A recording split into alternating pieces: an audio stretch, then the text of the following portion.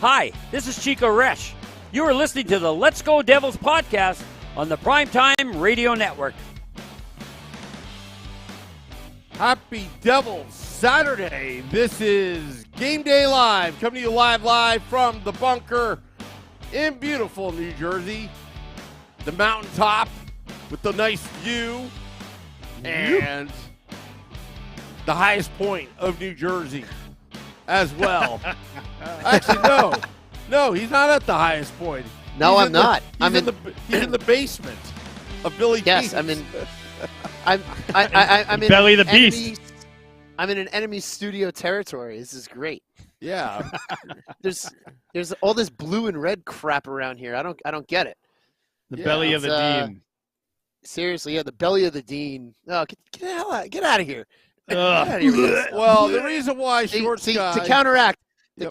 that, I did bring the OG Short Sky jersey, so I do have this Nice. for Dean. Yeah.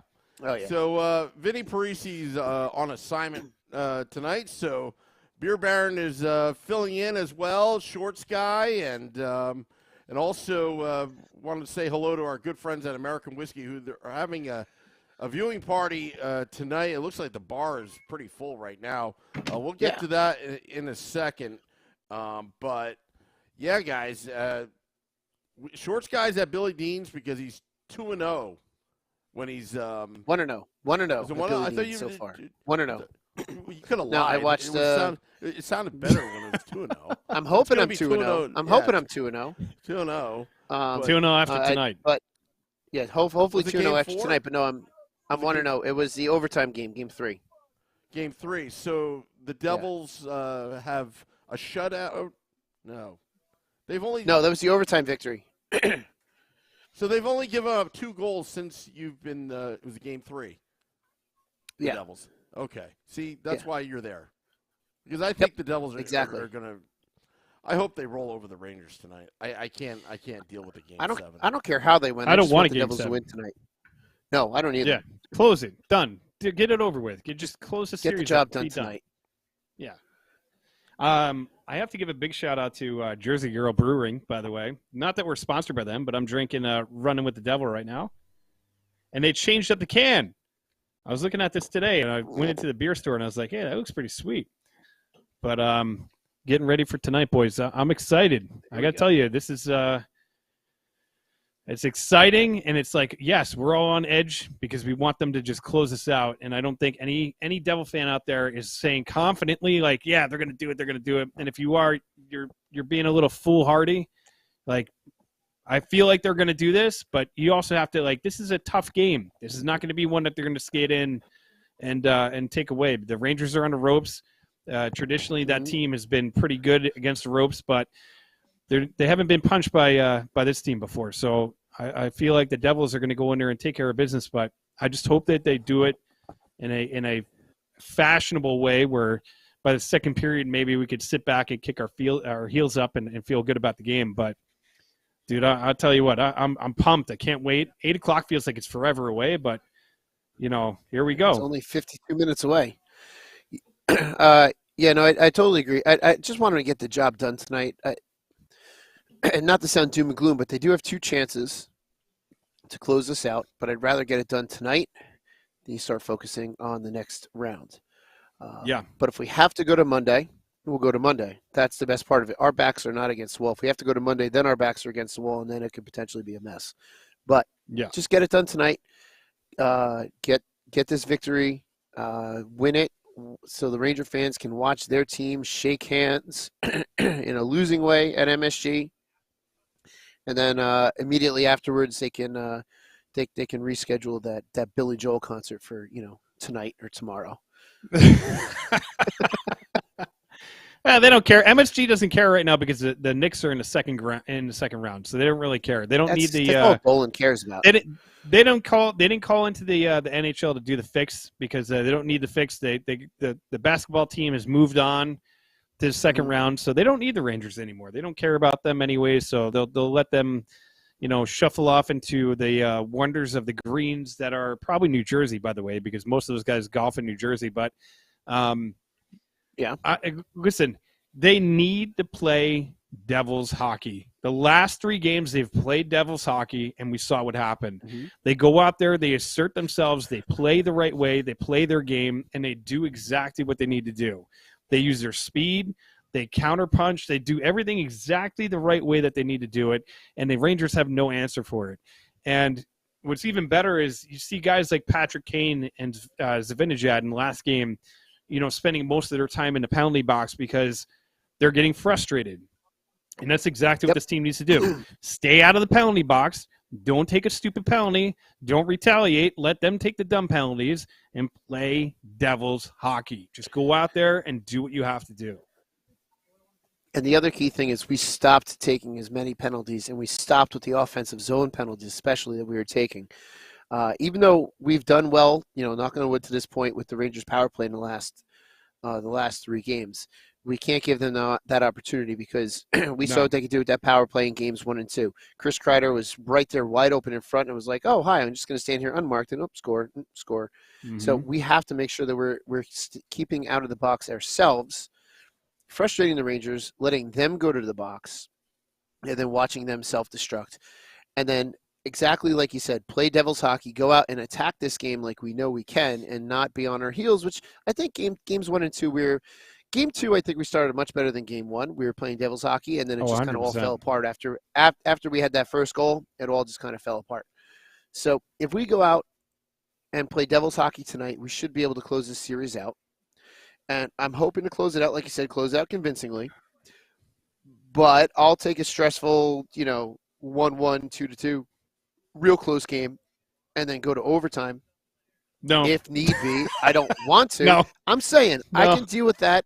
I can deal with that if we need to, but I'd prefer to not have to do that. If you would have just let me finish my statement, I was going to say I would prefer not to have to do that.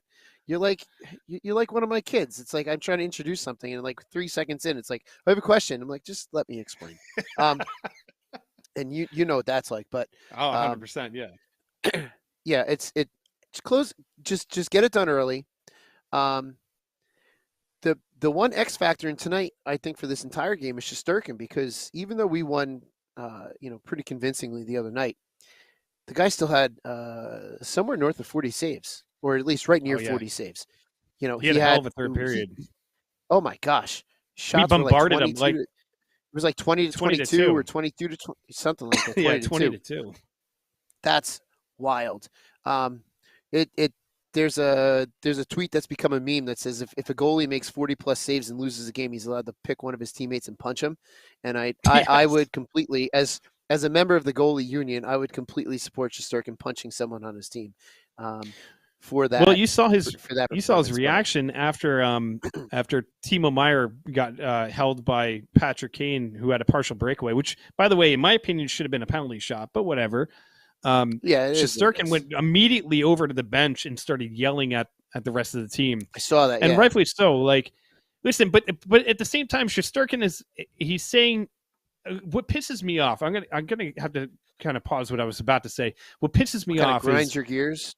Oh, what grinds my gears is listening to anybody pontificate about this series that's not a Devils fan.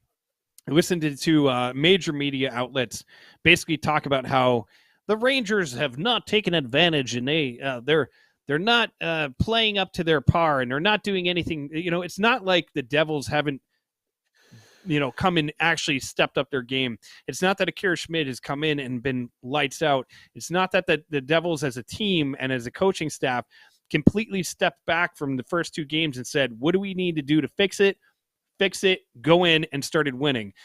They get zero credit for what they're doing nationally. And I'm like, anybody that can say, otherwise. It's always been the case. It's always been the case. But I mean, at the same time, it's so frustrating because give them some credit. It's not what the Rangers aren't losing this series. The Devils are winning this series. You know what I mean? Like, there's a huge difference in that statement.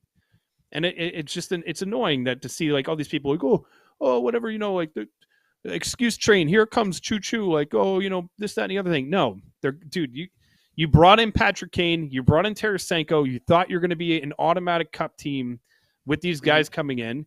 And guess what? Like, sometimes when you bring in superstars to a team, Superstars do not make a team. I don't care who you are. You could bring in Wayne Gretzky, which, the Rangers tried to do. But, like, you try to bring in these superstars, and sometimes it just doesn't work because you need the team to buy into each other. And that's what I feel the Devils are doing right now. They're buying into each other. They're cohesive. They're acting as a team. And, I mean, it shows in the last 3 games. No, totally agree. While we have a minute, I just want to give a shout out to everyone that's watching us live on on YouTube and in the YouTube chat. We got Max, Oleg, Dennis, Shane. We got Ramona Rice there, who's going to give her prediction shortly. I guarantee it, and it's probably going to be pretty darn close. Peter, Dennis. If I say anyone's name twice, it's because that's just my memory. Steven Engel, Mark Schwab, Alan. I know you're in there too. Everyone that's in there. Select the boy. Cornhole. Everyone that's there. Everyone that's there today, thank you for watching us. Make sure we start getting our predictions into that YouTube chat so we can do predictions a little bit later on. Because we're going to do, we always do all that every single day on Game Day Live. And what is this? Is this on Facebook? We got David Decker watching us on Facebook. Hell yeah. What up, David Our Decker?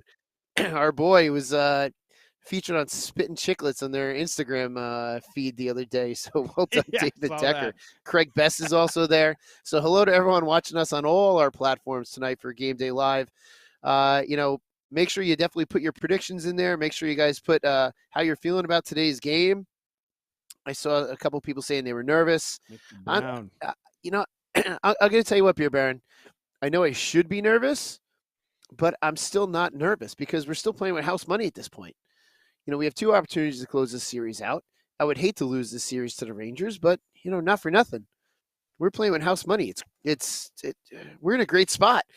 Worse off is someone like Billy Dean, who over here is a Ranger fan, who we'll bring on shortly. We'll let him pontificate about why his team is terrible and why he's wrong. Actually, I had his little daughter going "Boo Rangers" earlier. He was not pleased. There you go. So there you go. I'm already trying to change the culture of this family little by little. Yeah. I mean, honestly, though, it'll be interesting to get his take on how he feels that the series has shifted, and how he thinks that after game 1 and 2. There is a lot of Ranger fans, and rightfully so. Let's not get it twisted. Like, rightfully so. They thought they're going to walk through this series and even sweep it. Oh, yeah. I mean, I was at both game 1 and game 2, and watching that, I was like, I was there. Fun to show up, I guess, and it was fun to hang out. And I thought it was going to be another Tampa Bay series because it was getting that vibe. And then, game 3, even game 3, it just felt different. It just felt like, bringing Schmidt in, a lot of people were like, "Oh, that's a desperate move." It just felt. We'll talk about that in a second. I just wanted to use what you said earlier to intro and bring in one of my best friends, but just not for the next couple hours. Hello, guys. William Dean of Hockey Untapped and Football Primetime, who we like, just not right now. Yeah, I agreed. Shorts guy came to my house, and I said, "Get out." I just pulled him towards the door, told him to get out. But I did get Sarah to say "Brew Rangers." You were thrilled about that. She repeats everything you say. I'll tell Beer Baron a nice car story a little later date. But yeah. So hey, I have 2 daughters. I have 2 little ones too. I know how that goes. Anything exciting going on today? I have no idea. Yeah, well, the Devils are ready to close out a series against a real crap team. Which actually, Billy Dean. we wanted to get your take on that. Beer Baron, why don't you go back to what you were hoping to hear from Billy Dean here? Yeah, and listen, dude, you know how I am. I'm not going to sit here. I don't gloat. I'm a very humble fan where, like, when things go, they go. Like, I don't like to sit here and be like, 5-2 tonight, blah. Like, I don't like that stuff because if it blows up in your face, it hurts worse than when it happens in a good way. Yeah. Oh, but, totally. like, as a humbled person looking at the series after those first 2 games, I guarantee that you were probably looking at it like, this is it. We got this in the bag, right? After 3 and 4, you didn't feel that way? No. So I was he'll tell you. I can back it up. Because I know I can back that up. The only thing I want to say is because before the series, you were very confident in saying like the Rangers were going to win in 6. And I was like, all right, he's very convicted on what he said. But how could that change after those first 2 games? The first 2 games, I would have been like, Billy Dean thinks us and the Rangers in 4. So go on. Listen, I was confident and it was obviously two very solid wins where you could see that the team was playing well in the power play. They were moving the puck. They were kind of taking the middle out of the zone, or the play out of the middle of the zone and pushing the Devils to the boards. You guys did very good at that. Which is really good. They were doing exactly what they needed to do. And I was saying to everybody, like, you can't get too confident. You have all these Ranger fans, you have some idiot on Twitter sweeping a broom. Like, what? You're poking bear here. Like, I know that you guys had 9 points, 8 points. Yeah. For a reason. And you were better than us in the regular season. season. For a reason. Yeah, for a reason you guys were better. And yeah, I mean, I was obviously high thinking, hey, we've gotten 2 good wins on the road, by the way, not even split. Like, you have 2 good, solid wins on the road. You take control of the series. And as you can see from every other series we've seen, nothing is ever set in stone. This Bruins series is crazy. That's crazy. That's why the NHL playoffs are the best. Yeah, and you can never count out a team. We've been down 3-1. We've been up 3-1. Like, anyone could come back. So that's why, not over the moon, like, we're going to win. It's a sweep, blah, blah, blah. But the Rangers just seemed to fall back on that in Game 3. They played okay enough to a 1-goal game. Game 4, you could see that the Devils were clearly moving, and the Schmidt effect, was full bore. And then Game 5, they turtled, and I've never seen. That's probably the most depressing loss I've ever seen a Rangers team have. That they didn't show up one bit, and you could see. Yeah, thanks, Sam. This is perfect. Sam, perfect timing. I'm sorry. Go ahead. Sorry. The whole thing. Shorts guy I could take. Obviously Beer Baron, but Sam brings in, Godzilla coming in the garden and sour music. Just Sam is the worst. He's the biggest Ranger. I love Sam. Anyway, no, but let him that's talk. the only good scene in that Godzilla. But yeah, for serious, for Game 5, right? It was a complete disaster. They didn't show up, and you could see that, like I said, with Shesterkin in net, coming over to the bench and screaming at his guys, "Get your jobs done!" Like, I think I've done that to you before. Yeah. Oh yeah. Plenty of times. And it's just, and it was top down. It wasn't like the fourth line was rolling or playing well. Everybody just complete 18 on that bench were horrible. And I felt like the goalie was the only one that was there to play. And that's what I mentioned before we brought you in, is that's the one thing that's the X factor tonight. That's somewhat scary is Shesterkin, because of the way he performed, especially in that third period in the last game. The guy can be an unreal goalie. And you saw it in the series against last season with Carolina and with Tampa. Yes. He was very good in both series. Obviously, Pittsburgh is a whole nother disaster. That's a different story. Yeah, the guy's played very well. Yeah, absolutely. Yeah. But the guy has played well in the playoffs. He's still, that Game 4, those first 3 goals, you can't fault him on any of them. One's a deflection, one took a horrible bounce, and the other one's a 2-on-1 breakaway shorthanded.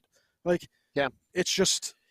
He's the reason they're in this series. He's the reason why they could still listen. I'm not overly excited about this game. I'm nervous. I know it's a do or die for the Rangers, and that can make them dangerous in effect. But I'm nervous. I'm not happy. I'm not looking at this excited. This will go down if we do lose as probably the worst series loss I've ever had. And it sucks saying that's going to be against the Devils. It really does, because they had control of a series at 2-0. Or what I thought was control, and they just pissed away a game in Game 5. They didn't even. It just that's how depressing it is. Mm-hmm. But do you think it's worse than, because last year they had the same fate against Tampa Bay where they were up 2-0 and then they lost 4 straight? Do you think that this would be not, and take the rivalry out of it, the fact that it's Devils Rangers? I mean, that has more of a sting than anything to do with this whole series, But I mean, just the overall hockey, the overall hockey of it. Yeah. Overall hockey, I think last year last year you went up against a 2-time Stanley Cup back-to-back champion. They are a better. I mean, this is not a negative to the Devils, but that team is nasty, right? Tampa Bay is disgusting. Insane. We're just starting to ascend to that. Yeah. I mean, not that we're going to be Tampa Bay, but we're on the upswing. Tampa Bay has been to the pinnacle. And obviously you look at Tampa now, and you can see them fall on earth a little bit. But last year they were still the best team in the NHL. I think. Colorado was a buzzsaw. I understand that, but we lost to a back-to-back winning Cup champion. I can't be overly upset about that. It still sucked. It hurt. It was an Eastern Conference final. But, I mean, just the way that the team has reacted after 2 games, and this immediately leads to the coach. his ability not to make changes, whether it be on power play or just simple schemes, he's going to get canned for this. And I was just going to say that. Well, I am okay with that.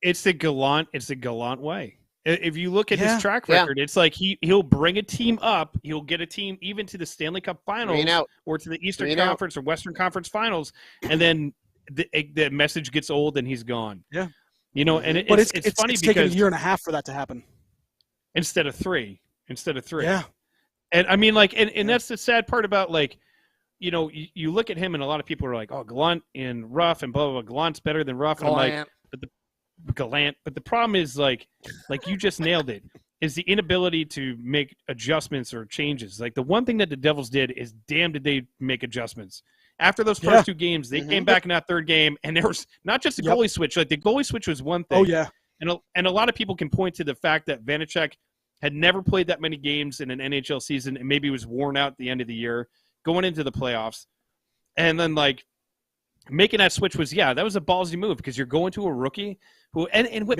drives me nuts is that you'll hear people that like the professionals outside of us, because we're not really that professional, but you hear like these professionals are like, we're a bunch professional of something, just not professional what we're doing right a now. bunch of professional jerks. We're unprofessional. That's what I like that, Sam, we're unprofessionally professional. Yeah. But like you hear these guys and they're getting beat by an AHL goaltender. He was a backup, and that has nothing to do with anything. No. And that drives me crazy. I give Shorts guy crap about, like, oh, you left Vanecek and you just made it about him on the first two losses. I joke around.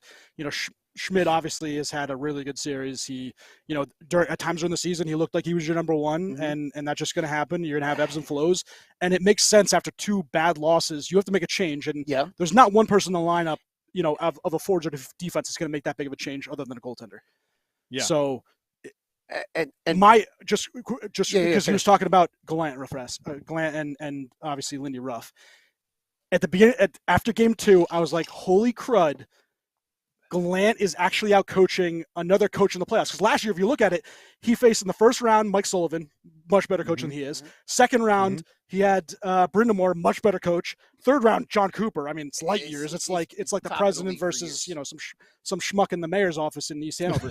But meanwhile, the guy in East Hanover is like, "Hey, you son of a!" Hey, what about me? No, but you had him out coaching, and I was like, "This can't last," and it didn't. It didn't last at all. Yeah. No. And Billy Dean, you know as well as I do that sometimes a goaltending change is not so much the way the goaltender is playing, but just to kind of spur you guys as the skaters to be like, hey, look, you guys. We left this guy hang out to dry. Exactly. And you need to make this because we were playing so bad. Exactly. Yeah. But the one thing that I know Beer Baron, you and I and everyone else listening on YouTube and Facebook know, Akira Schmid has been the best kept secret all season long. We've known what he has done all season long. Yep. He has come into games. One always stands out back in November, like November 12th around there, when I forget who we were playing, but we were down. They threw him in, and we wound up coming out with a shootout victory.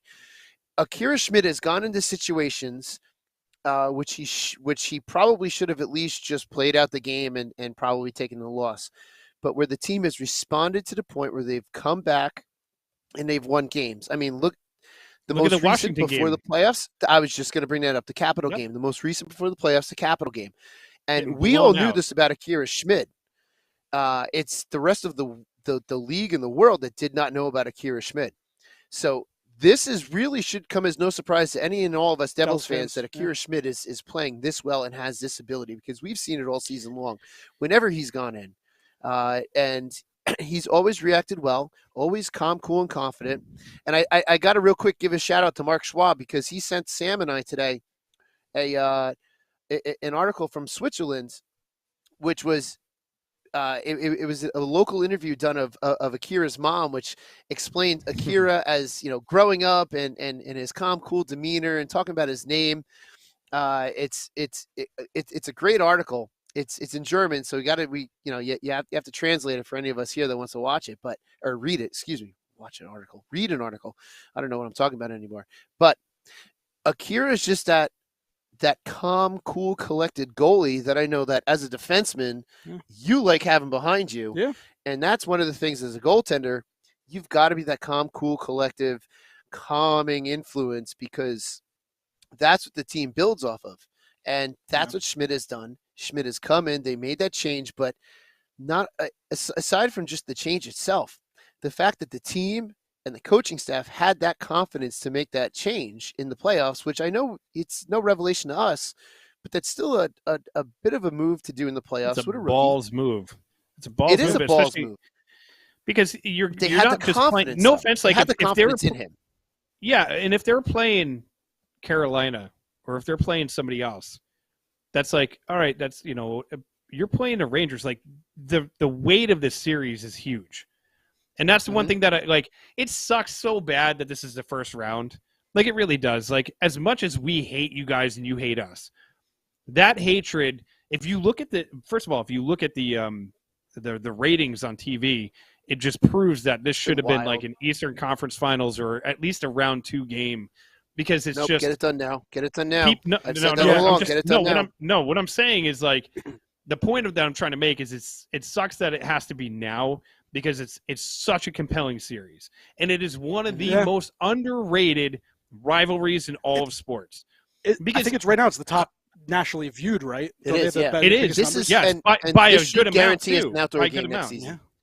But here's the thing too. It's like worldwide, like people look at like baseball, for example, like Yankees Red Sox. That's a world known hatred. Like everybody knows that rivalry and everybody respects that rivalry. In the NHL, people will look at, you know, Montreal and Boston, or, you know, like a rivalry like that, and they'll say, oh, that's the best one. This has to be one of the best rivalries in all of sports. The closeness, just the everything about it. There's everything about the series creates the best rivalry.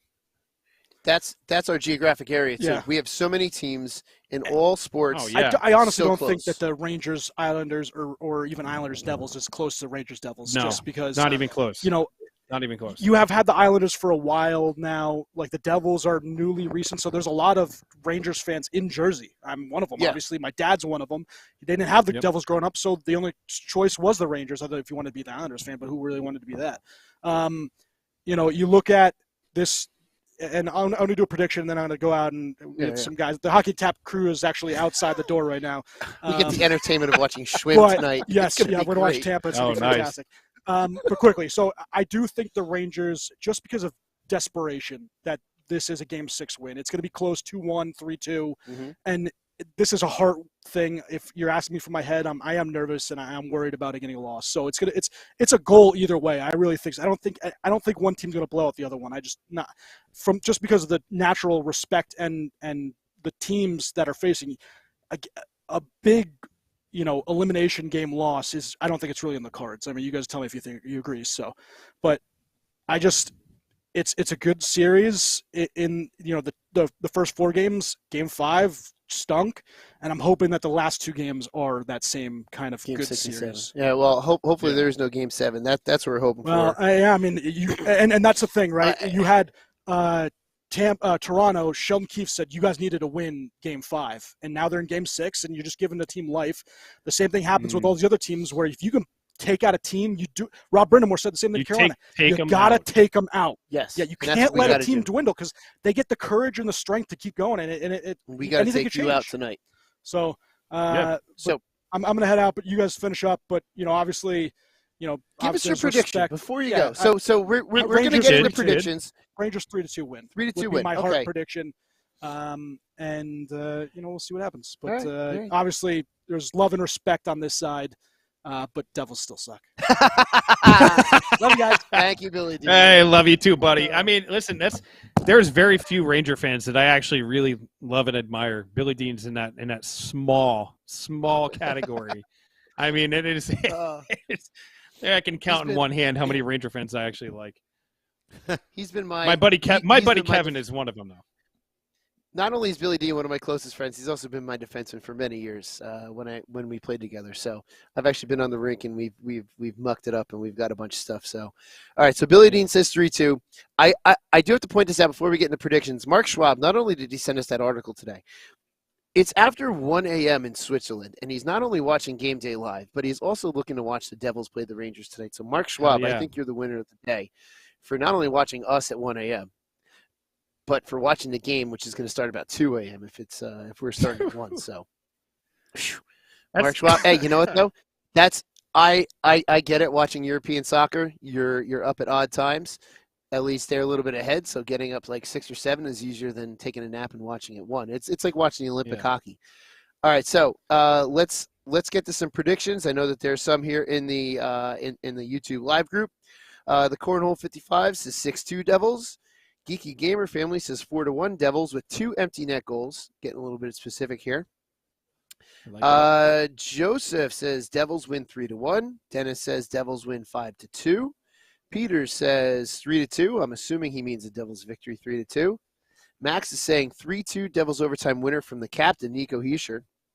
Nice. Nicholas is saying 3-0 Devils. Shane is going to go 2-1, possibly in overtime. Let's see what else we got here. I'm still looking for Ramona Rice. Ramona's 3-2. Ramona says 3-2. Select the Boy says 4-2 Devils. Ellen Cosman says 3-1 Devils. Let's see what else we got here. Ralph says 6-3 Devils. What else we got? Stephen Engel. I think 4-3 somebody. 4-3 somebody.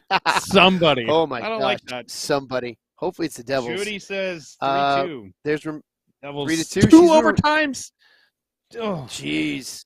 If you go 3-2, that's what Ramona Rice picked, and Ramona Rice is usually pretty good. David K says 2-1 Devils. There's Max's again. Joseph 3-1. Eric says 2-1 Devils. Paul says 3-1 Devils. Timo time. Mark Schwab says 3-2 Devils, going with the Ramona Rice scoreline. Let's see. Yeah, I just saw Judy's now 3-2 Devils with 2 overtimes. Peter 3-2. David K 4-2. 4-2 Flyers. David, what are you talking about? 4-2 Flyers. Flyers aren't even here. He's like playing NHL. He's playing NHL. He's playing NHL 23 on his Xbox right now. But Hartford. He's just telling you the Whale. They beat him like once in a lifetime. Oh, Anyway, Sammy, what do you got prediction wise? I'm the last one to go in this bit. Okay, you're the last one. Beer Baron, go. Prediction. I'm always wrong. I've never been right, so don't worry about it. So am I. Dude, I'm always wrong, and I'll say something, and it'll be like the complete opposite, and I'm afraid to say anything. All right. 3-1 Devils win. They get that third goal in an empty netter. Hey, getting a little specific there. 3-1. Okay. 3-1. I'm gonna do 3-2 Devils, tight game because it's an elimination game. 3-2 Devils with the victory, and here comes. Wait.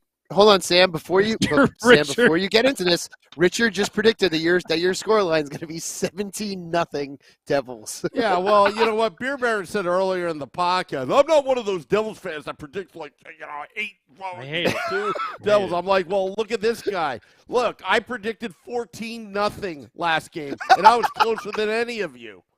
That's true. That's true. Yeah. Although Steven predicted a shutout. Yeah. On Thursday. Steven said 2-0. He was at least he had the shutout right for the day. I'll tell you what my brain says and what my heart says. My brain says this is going to go game 7. That's what my brain says. My heart says another 4-0 shutout. I think Akira. Yeah, he is going to be just keeping that streak going. He's going to be streaking. The Garden crowd's going to get on him. And streak. I was thinking of the scene from Old School when he's like, "We're streaking across the quad." First in the kid in my mind as well. Yeah, somebody could put Akira Schmid's head on that and make that a meme. By the way, I saw somebody say on Reddit they were saying that a good chant for Schmid could be like the tequila song, like da da da da da da da. Akira. That would be cool. That will be on the like morning woo, when we have like little corny jingles, Yeah.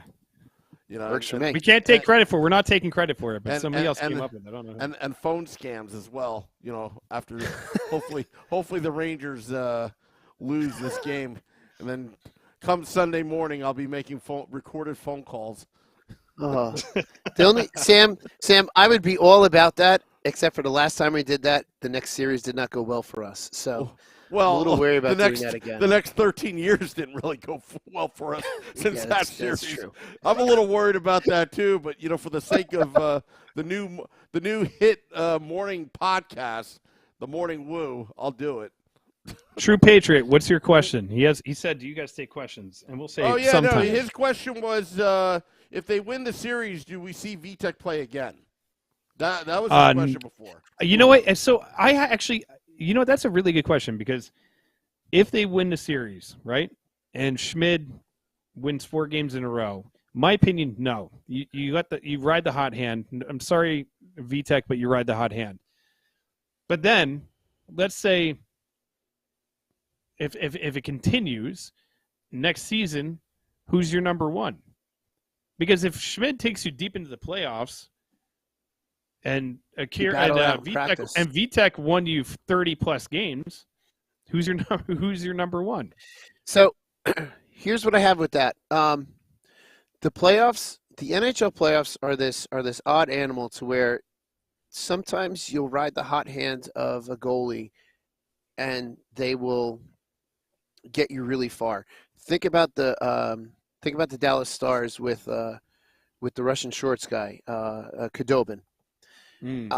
They rode him. He was the hot hand, and then he kind of not to say this is going to happen to Schmid, but Khudobin kind of fell back into obscurity when it came to the next season, and then since then he's I think playing somewhere. He was traded at the deadline, I believe, and he was playing in the AHL. So that year for the Stars, Khudobin got them far. Yeah. But he was not their bona fide starter. So you have to go with the hot hand, because the ultimate goal is to win, regardless of how you're going to win. And if Schmid's going to be our key to victory, then so be it. If Schmid winds up being the goaltender of the future, okay, then so be it. If Schmid is our goaltender for now, and we go back to VTech next season, I would happen to say that right now we have 2 goalies that can start a game right now, and that's a great problem to have. It's better than having 1 goalie, and it's better than last year's problem. Last year's problem, we couldn't find a goalie. Yeah, well, last year's problem was we didn't have a goalie. Someone was available all season but never got a phone call. That should have gotten a phone call, but that's neither here nor there. And I'm gonna die on that hill that I should have got that phone call, and I'm not gonna let it go. Max said Khudobin played 1 game for the Blackhawks last year. Yeah, dude, this year. That's such a good point too. Like sometimes it's just, and even look at Bennington when he won with St. Louis. Like he got hot at the right time. They rode him through the playoffs all the way to the Cup final.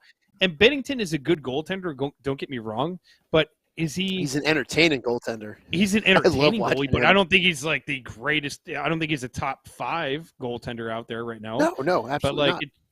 It just depends. Like well, look at Freeze. Look at the Avalanche last year. Look at what they won with. I mean, that's a great example of just riding the hot hand, because sometimes it's all it takes. That's a different situation, though, because the Avalanche were such a hot team that I could have been in net and won a Stanley Cup for them at times for their run last year, because they're doing that with an unproven starter with Georgiev, and then you're seeing what happens when you win a cup and move on. It's one of those things, but that's goaltending in the AHL, and it's really what it is tournament play, and that's all this is right now is a tournament. And you go with the hot hand. And if the hot hand wins you the tournament, then so be it. All that matters. I don't think any of us will complain if Akira Schmid wins the Stanley Cup this season at all. I don't think Vitek Vanacek would complain, nor Mackenzie Blackwood. Exactly. So and I think that's where we should. I think that's what we should leave it at right now with getting ready to go watch this game. It's 7:43. We went a little bit longer than we normally do. We're about 17 minutes away from this game starting. It's going to be a good time. I see Sam searching for the button to get the music going. No, I'm just Beer waiting for Baron? you guys to shut up so I can hit the button. I I was don't waiting wanna for the shut up. music. I was waiting Dude, for the music because that's when I was going to shut up. Oh, okay. All right. That's what I was waiting Listen. for. I'm Let waiting me find the music then. to find the music so we can shut up. Beer Baron, it's been great having End you on it Game tonight. Day Live. End Oh, it let's tonight. just Let's end it go. tonight. Thank you for having me. All End it tonight, that's all we boys. got to end this show with is end it tonight, baby. End it tonight. Yeah. Want to thank all those tuning in, wherever you are. Remember, Devils After Dark, after the game. Scotty at SiriusXM, Liquid Metal, and I will recap the game that was. And those at American Whiskey right now, have a great time. Until next time, let's go Devils.